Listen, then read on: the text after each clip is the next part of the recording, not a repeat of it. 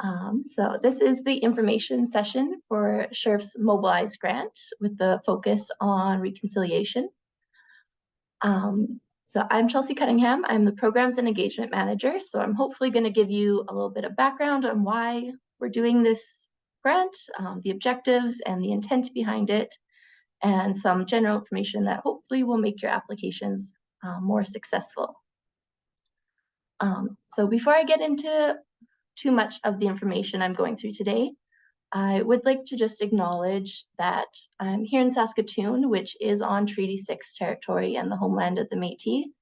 But I also work with people across Saskatchewan from territories covered by Treaties 8, 10, 4, 5, 6, and 2.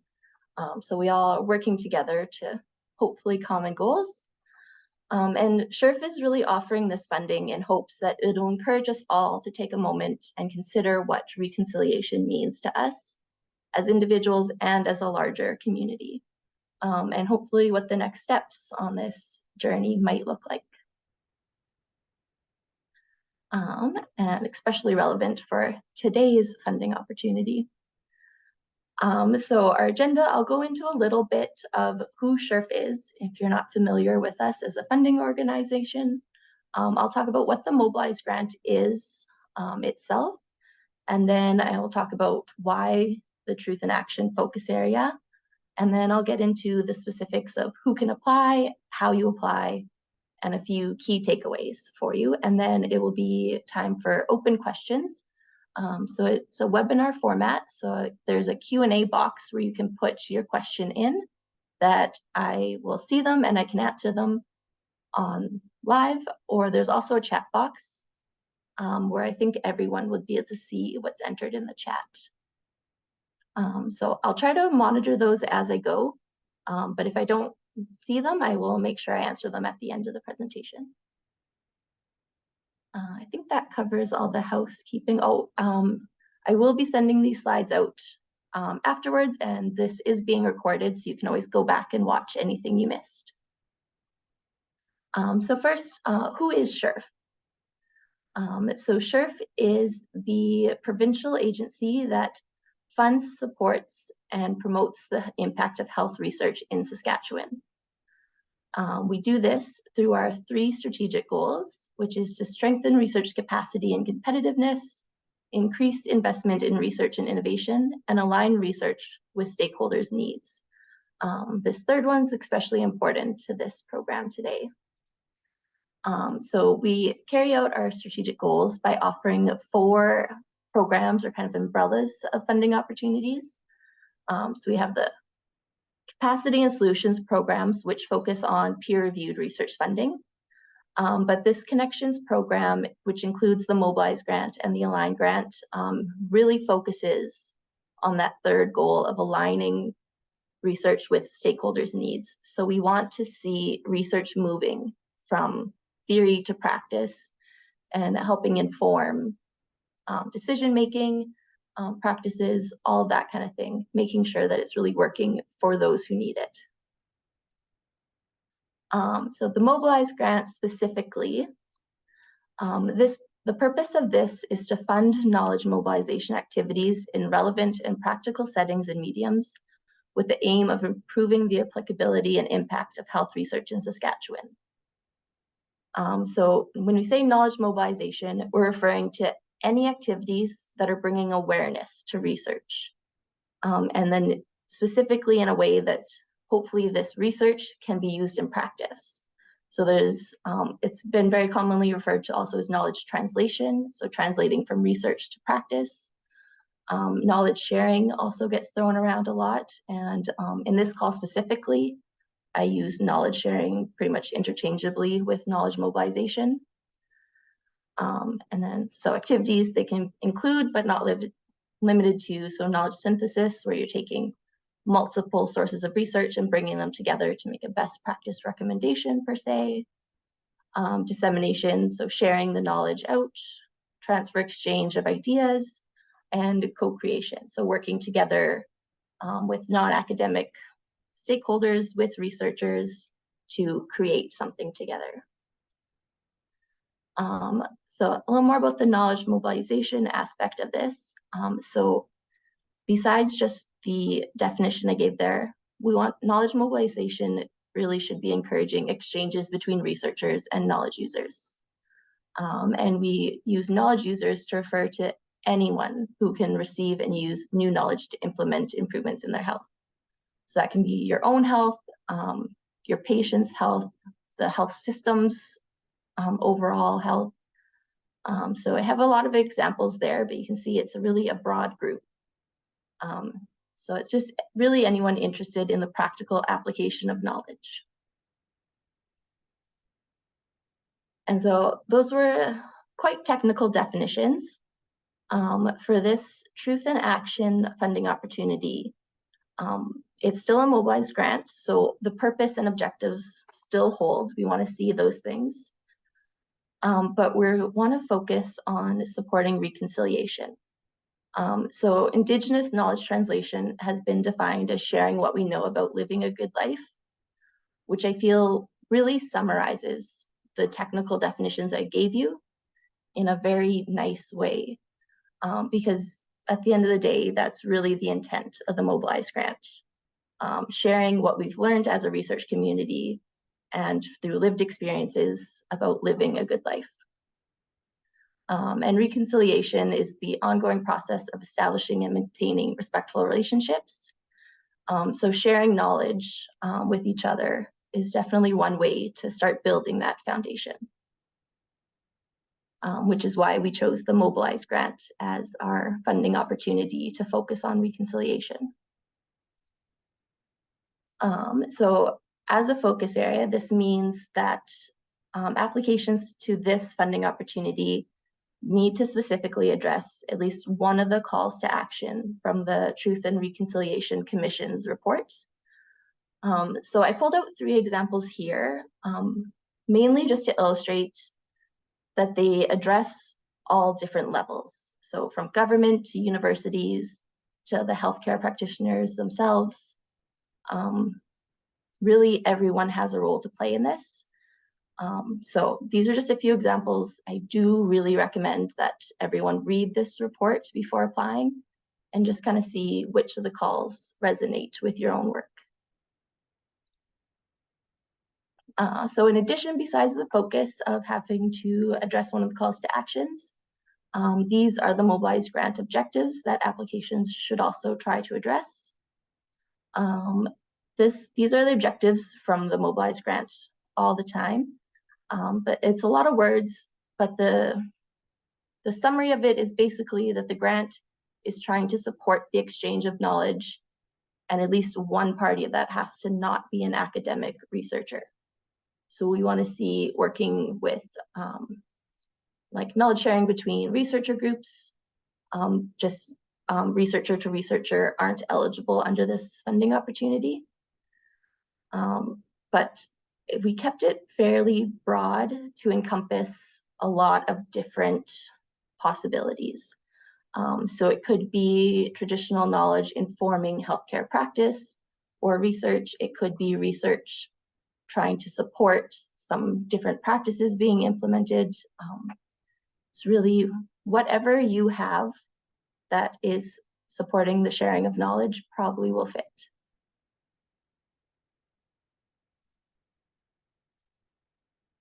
So the funding details, we have up to 10,000 available per application, and the term is 1 year. No matching funding or anything is required for this funding opportunity. The term is 1 year, but we're always open to no cost extensions if things are taking a little longer than expected. It's not a huge deal if it'll be, as long as it could theoretically be finished in a year, and like ideal situations. We know things happen, things take longer, so we're perfectly fine extending for those. The application timeline, so the deadline is going to be December 12th, and then it will take us a little bit of time to review these, and then the funding start will be February 1st. Oh, and I just have a note here that it is just 1 application per principal applicant, and our deadline's always 4:30 p.m. Central Standard Time. Oh, I did have an extra note here that so there's no matching funding strictly required from any partners on the grant. But if there are additional supports required to complete the activity successfully, it is very recommended that you show those through the application in some form, whether it's a specific stakeholder service that you need to carry out your activities, a quote for a contract, specific team members that will be doing part of the work. There's space in the application to show all of that to make sure that we can see the application is feasible and it has all the support it's going to need to be successful. So then getting into the who can apply, so the eligibility requirements, team requirements, application, etc. So the eligibility for the Mobilize grant is a little bit different than our usual SHRF research grants. So the principal applicant, who is the one responsible for completing and submitting the application and is kind of in charge of the process. This is just for reporting to SHRF.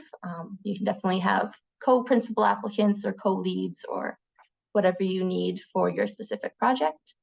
But the one that is completing and submitting the report of the application and reporting to SHRF has to reside and work in Saskatchewan during the funding period. They can't be a trainee, and they have to agree to adhere to all SHRF's funding policies and reporting requirements. So this is covered if you have a position at an institution that has a memorandum of understanding with SHRF, such as the post-secondary institutions.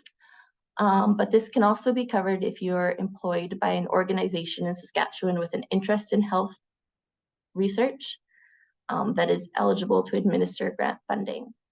And so this eligible to administer grant funding just means that you have to be from an organization that has a CRA registration number. There is a list online, I believe, of CRA qualified donees. So that covers all the health charities, but municipalities and other organizations may also have this registration number that we need to get you guys going. So then the specific application requirements. So as I mentioned before, applications must address at least one of the calls to action. And then they also have to meet the Mobilize grant objectives of sharing of knowledge, promoting knowledge sharing in a relevant setting, non-academic setting within Saskatchewan.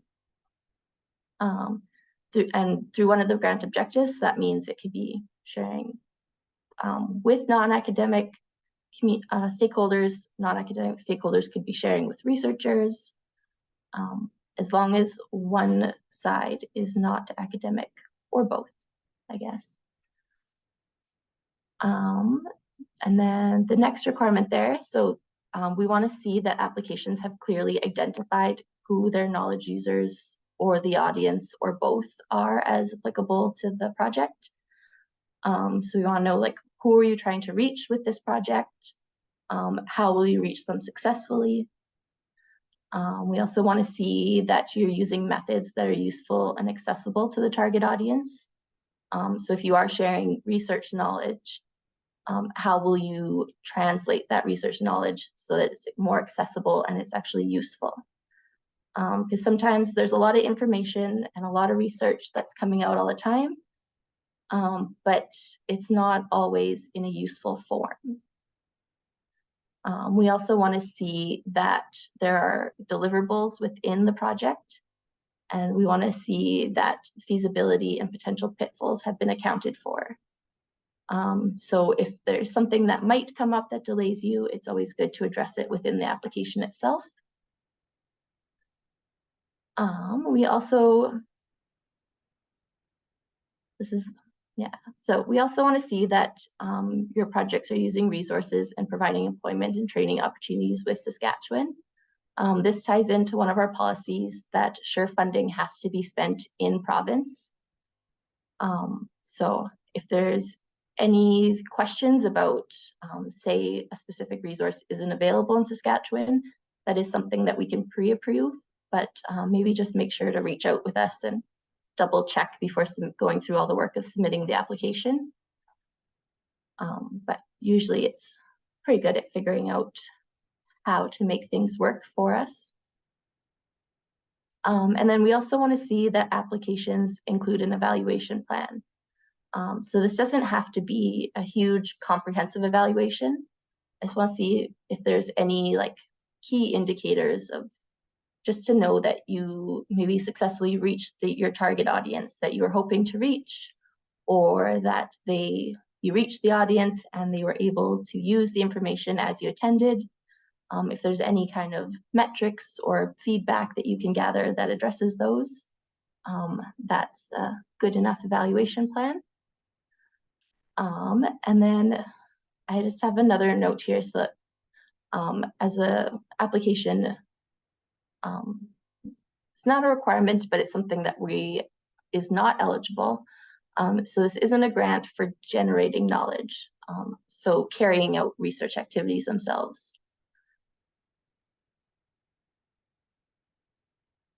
And then the team requirements, especially on this call, there are no minimum team requirements. We're giving applicants a lot of flexibility on this, but that's not to say that you don't need a team on your application. I really struggle to picture a grant that meets all the objectives and the focus of this call that has no team members or supporters indicated in the application. So when I say there's no minimum team requirement, it's more that I'm not putting a rule on what your team looks like.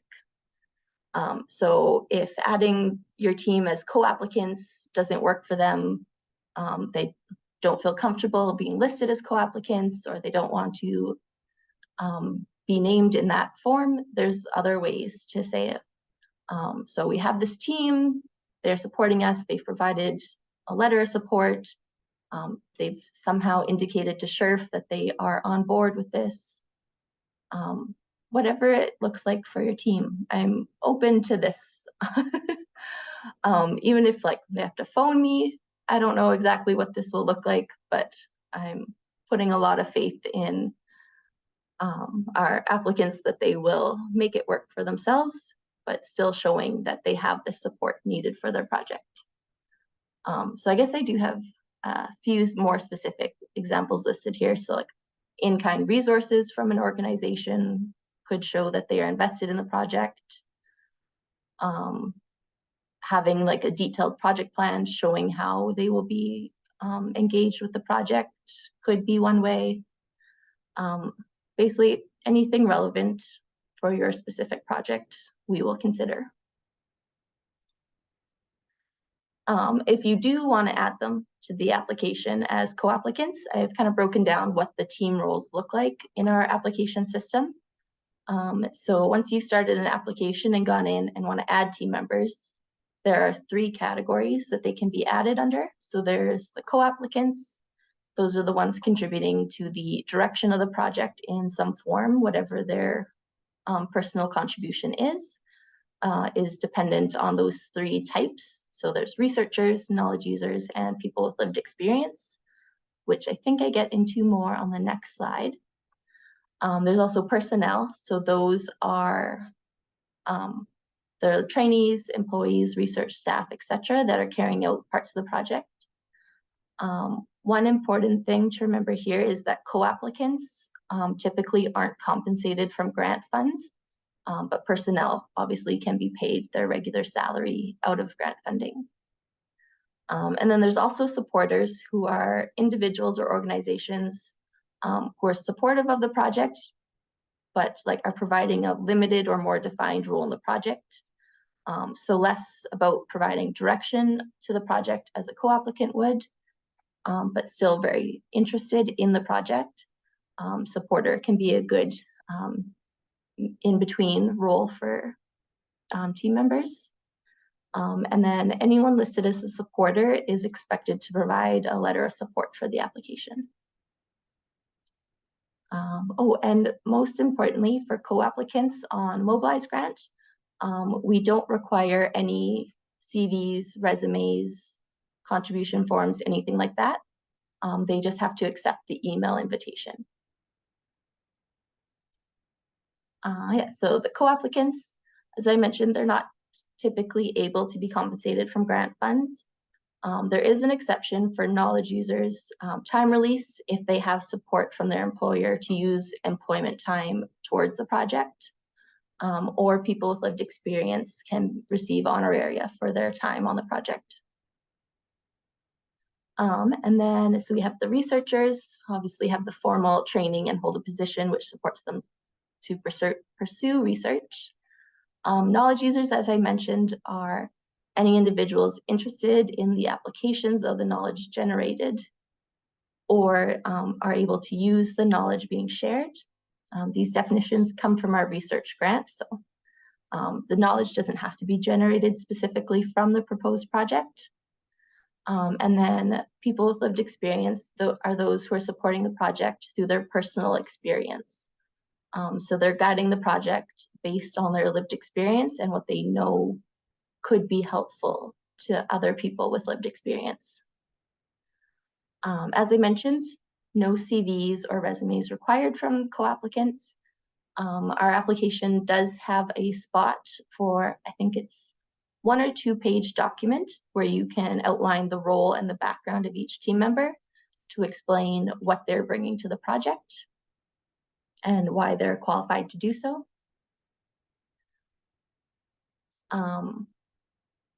Yeah. One other note is that sometimes the roles aren't as clear. People can have multiple roles in their lives. When you're trying to pick if they're a co-applicant or a supporter or a knowledge user or person with lived experience, it's best just to consider their role in this application specifically and choose the one that feels like it fits best with their role and that they identify with most. So finally, a few budget requirements around the expenses that are allowable versus not allowable. So our general policy for expenses is that they must be clearly justified in relation to the proposed project activities and cover only the direct cost. So we're not able to pay for any kind of overhead administrative aspects. But if the activity is a direct cost for the research, then that can be covered. We always encourage applicants to look for cost-efficient options. We are publicly funded, so there's a level of fiscal responsibility and accountability there. And then as general policies about not allowable expenses, so there's equipment, academic dissemination, so we can't pay for journal publication fees or conference presentations in this funding opportunity. We also can't pay for any grant writing or activities that are specifically preparing for future grant proposals. And then our SHRF funding guide goes into these a lot more if you have any questions about if it is or isn't allowable. But it's also always just an option to shoot me an email if you have something in mind that you're not sure if it fits, and I can help you figure that out.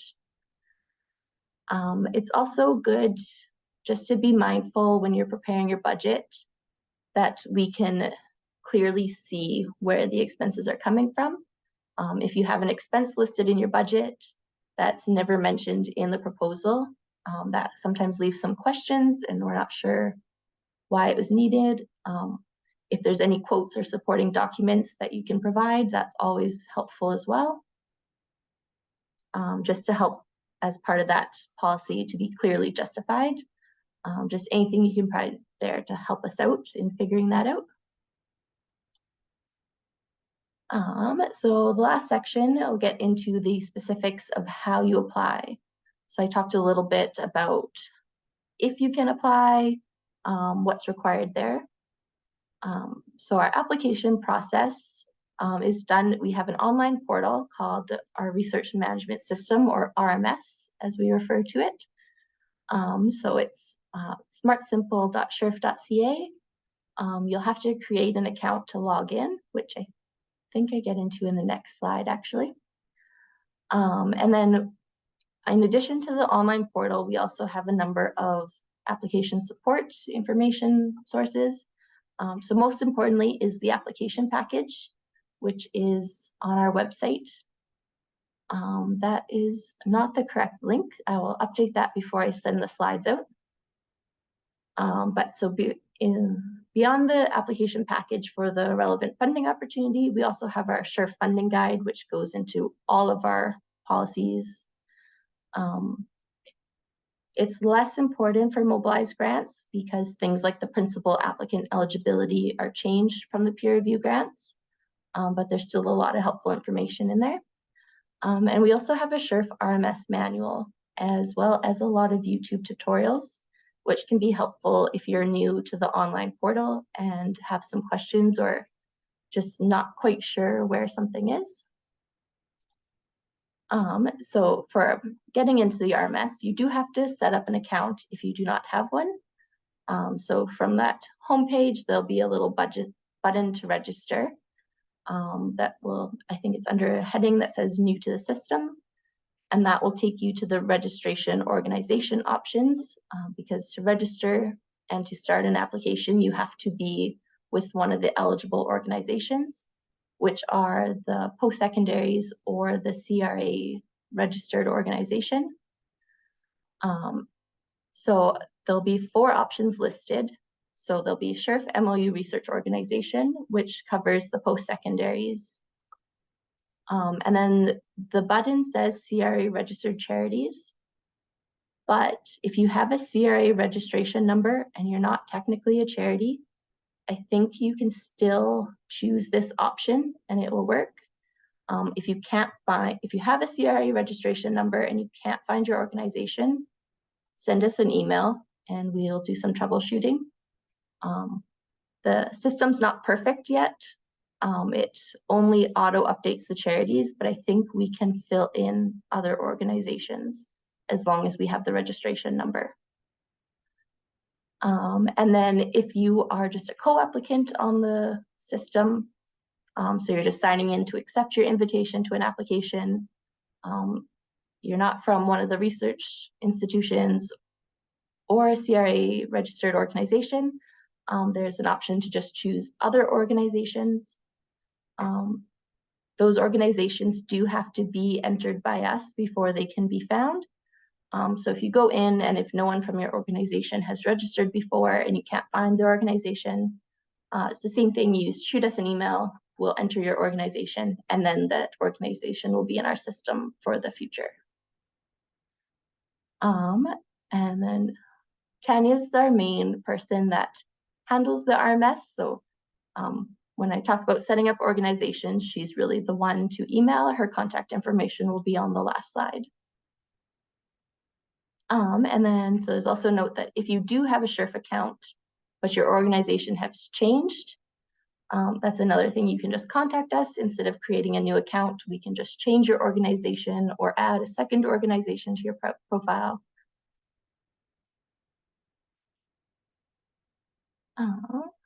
And then once in the system, it's fairly straightforward. There'll be a funding opportunities button where you go in, create the application, and all the fields and everything will be there. As I mentioned, there are the RMS manuals if you're having any questions. The application package also has a quite detailed section at the end of application instructions that will go through the application form field by field and tell you exactly what it will ask and what it requires.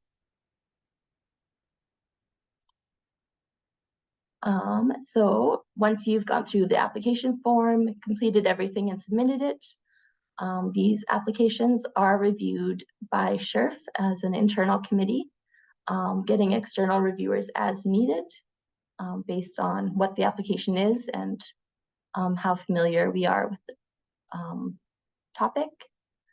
The review process, because it's not a peer review process, more weight is given to how well the application fits the grant objectives.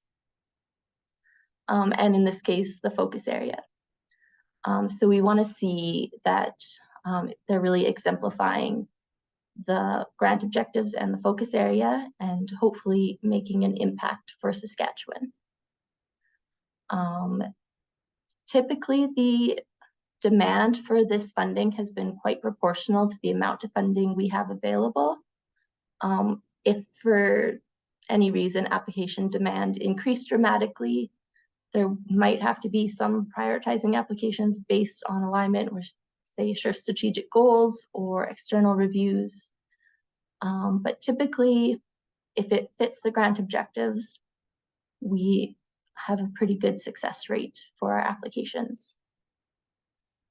And so I do have some review criteria on the next page that we look at as well. And we do provide some feedback after the review just to help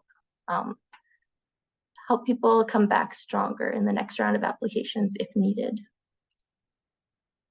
So some things that we'll look at are quality of the proposal. So this is if it meets the objectives of the grant. Did it address the focus area? We also look at engagement. So how I mentioned that the knowledge users and audience are clearly identified. The proposal is relevant to them and accessible. If you have any sort of extra resources required to complete the project, or you have your team identified, or whatever that looks like for the specific project. And then we also look at the outcomes and the impact. So is there a potential for impact on health outcomes through influencing practice or policy, or promoting better relationships and reconciliation? Did you have an evaluation plan to show what the outcomes will be measured? This is pretty abbreviated, but the full criteria is found in the application package.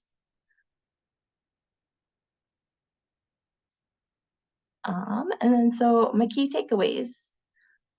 So first and foremost, academic knowledge sharing. So that's academic researcher to researcher sharing isn't eligible under this funding opportunity. That includes peer-reviewed manuscript publication fees. The application, you have to show involvement of your stakeholders, communities, knowledge users, people with lived experience, whoever it might be on your application. But we're very flexible in how this requirement is met. So very open to making it work for your team.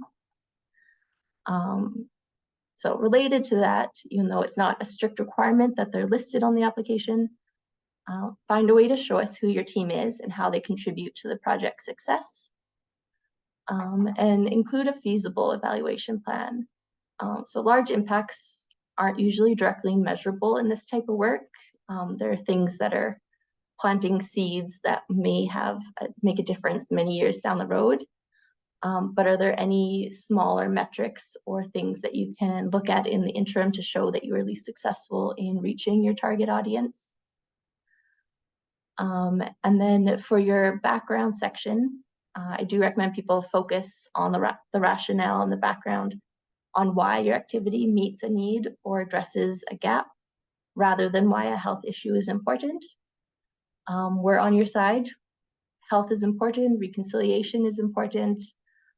So try to focus in on why your specific project is what is going to help address the issue. And the application will be primarily reviewed by non-experts. So try to avoid terminology best you can. And then finally, the contacts. So I'm the program manager on this application process funding opportunity. So my email's there. I'm always open to any questions you have about anything I covered here, anything I forgot to cover as you're working through the application process. Also, if your team members have any questions that you're not sure about, I'm able to answer those to the best I can. And then if you're having any issues with the RMS or the application form within the RMS, Tanya is very good at figuring out what the problem is and getting you working and back on track quickly. So that is her email. She also monitors the help desk at SHRF.ca email. So either one of those is good to reach her. And that's all the information I have for you today. So if there's any questions, the Q&A and chat box are open. And just thank you everyone for being here today. If any questions pop up, I'll answer them. Or if I've covered everything, you're free to go forth and start on your applications. And just thank you again for your interest in this funding opportunity. And I really look forward to seeing the applications that we get.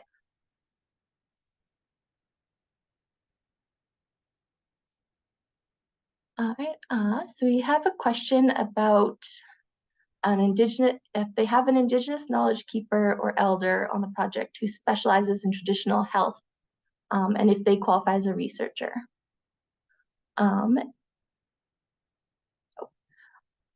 So that's a good question because in a way, they are the experts in their field as a researcher would be.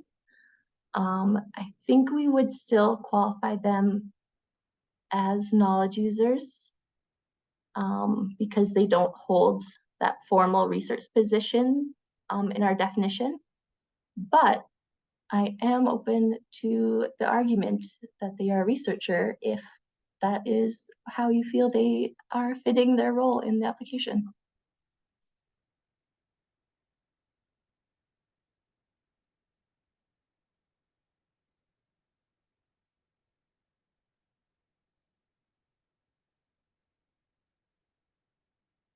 And then another question about if mental health, community mental health would be a topic encompassed by this call. I would say yes. I'd say supporting health in all forms, including mental health, is definitely something important to the calls to action and would be covered by this call.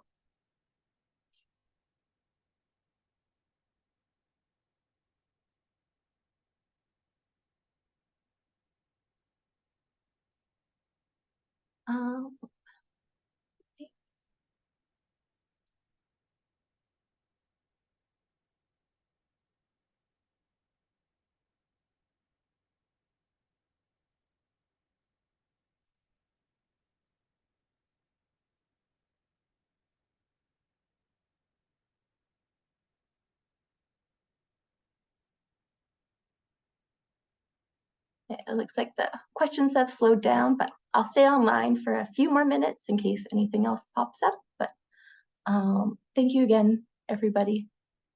Hopefully this was clear. We're left a lot of wiggle room within this funding opportunity, but it's all for a purpose.